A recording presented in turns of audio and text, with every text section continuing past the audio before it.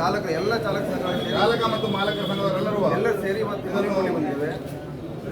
ವಿಷಯ ಏನಂದರೆ ಕೇಂದ್ರ ಸರ್ಕಾರ ಏನು ಇವತ್ತು ಜಾರಿಗೆ ತಂದಂಥ ಹಿಟ್ ಆ್ಯಂಡ್ ರನ್ ಕೇಸ್ನಲ್ಲಿ 10 ವರ್ಷ ಶಿಕ್ಷೆ 7 ಲಕ್ಷ ದಂಡ ಏನು ಹೊಸ ಕಾನೂನು ಜಾರಿ ತಂದಿದೆ. ಆ ಕಾನೂನಿಂದ ನಮ್ಮ ಬಡ ಚಾಲಕರಿಗೆ ಬಡ ಚಾಲಕ ಕುಟುಂಬಕ್ಕೆ ಭಾಳ ಕಷ್ಟಕರವಾದ್ದು. ಇದರಲ್ಲಿ ಸವಿಸ್ತರವಾಗಿ ನಾವು ಬರೆದಿದ್ದೇವೆ. ಇದರಿಂದ ಕಷ್ಟ ಏನಂದರೆ ಈ ಕಾನೂನು ದೇಶದಲ್ಲಿರುವ ಪ್ರತಿಯೊಬ್ಬ ಚಾಲಕರಿಗೆ ಸಂಬಂಧಪಡ್ತದೆ. ಆದರೆ ನಾವ್ಯಾಕೆ ಹೋರಾಟ ಮಾಡ್ತೀವಿ ಅಂತ ಹೇಳಿದ್ರೆ ಚಾಲಕರು ಹಗಲಿರೋ ಏನಂತೆ ಕಷ್ಟಪಟ್ಟು ರಾತ್ರಿಯನ್ನು ನಿದ್ದೆಗೆಟ್ಟು ನಮ್ಮ ಭಾರತ ದೇಶದ ಆರ್ಥಿಕ ವ್ಯವಸ್ಥೆ ಬೆನ್ನುಗಳಾಗಿ ಕೆಲಸ ಮಾಡ್ತಿದ್ದಾರೆ. ನಮ್ಮ ಭಾರತ ದೇಶ ನಡೆದಿರುವುದೇ ಈ ಚಾಲಕರಿಂದ.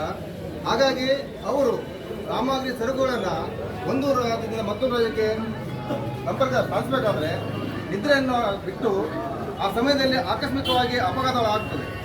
ಹಿಟ್ ಆ್ಯಂಡ್ ರನ್ ಪ್ರಕರಣಕ್ಕೆ ನಾವೇನು ವಿರೋಧ ಮಾಡ್ತಿಲ್ಲ. ಇದರ ಕಾರಣ ಏನಂದರೆ ಹಿಟ್ ಆ್ಯಂಡ್ ರನ್ ಮಾಡುವಾಗ ಅಲ್ಲಿ ಆಕ್ಸಿಡೆಂಟ್ ಆದಾಗ ಚಾಲಕರನ್ನು ಹೊಡೆದುಕೊಟ್ಟು ಸಾಯಿಸುವಂಥ ಘಟನೆಗಳು ಭಾಳಷ್ಟು ನಡೀತವೆ. ಅಷ್ಟೇ ಅಲ್ಲದೆ ಅವರ ಮೇಲೆ ಏನು 7 ಲಕ್ಷ ದಂಡವನ್ನು ಪಾವತಿಸೋದನ್ನು ಕಾನೂನು ತಂದಿದ್ದಾರೆ. ಬಡ ಚಾಲಕರು ಅವರು ತಮ್ಮ ಜೀವನಕ್ಕೆ ದಿನ ಕೂಲಿಯಾಗಿ ಒಂದು 500-600 ರೂಪಾಯಿ ಸಂಬಳ ದುಡಿತಾರೆ.